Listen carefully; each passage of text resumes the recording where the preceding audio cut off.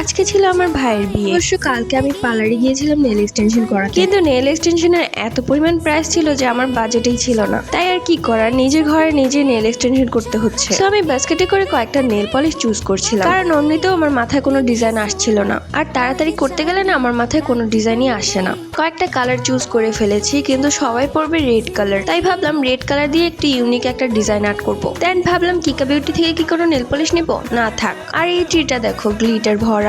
এটা আমি কালকে মার্কেট থেকে কিনেছি। সাথে ইয়েলো ফ্লাওয়ার্সটার কথা আর কি বলবো, অনেক কি। পিঙ্ক ফ্লাওয়ার্সটা তো দেখেছি। তো আমার নেল পলিশ সিলেক্ট করা শেষ, এখন আমি নেল আর্ট করতে বসবো।